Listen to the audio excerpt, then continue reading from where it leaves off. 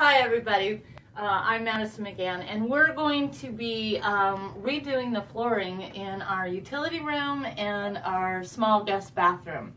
And so if you are a follower of my Home Talk page, you'll recognize our bathroom as being the copper sink that we did with concrete. And it's been kind of a viral project, so this might look like a familiar bathroom to you. But as you can see, we have a horrible pink and blue and gray floor, vinyl flooring, and I am over it. And the flooring that we're going to use is called LifeProof, and we got this at Home Depot. And how we found this was that I had found a really great flooring on Pinterest, of all places. And it was a gray and weathered look, and it had lots of texture that I really like.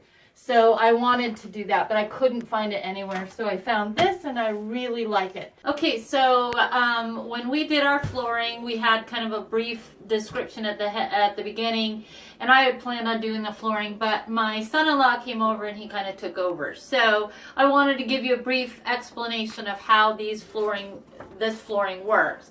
So basically, you have your 3 different sizes, and you want to stagger them out in different patterns. And the flooring comes with a sheet of paper that we must have thrown away that shows you different patterns, but because we were in a small space, we didn't get to use any of those patterns. We had to use whatever we had. So but I want to show you how the floors work. What we did is we took our wood glue and just did a bead of glue all the way down the line.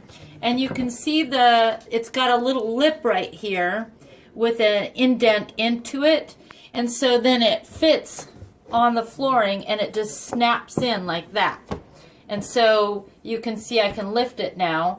And you can slide it if you want to. And the end of it has the same lip. So the end will fit just like the sides do. So that's how you do it. You lay down the flooring, and it's very easy to do. You don't have to put an underlayment down. You don't have to put any kind of thing down. It goes right over your existing flooring, and it's waterproof. So that's how you do it.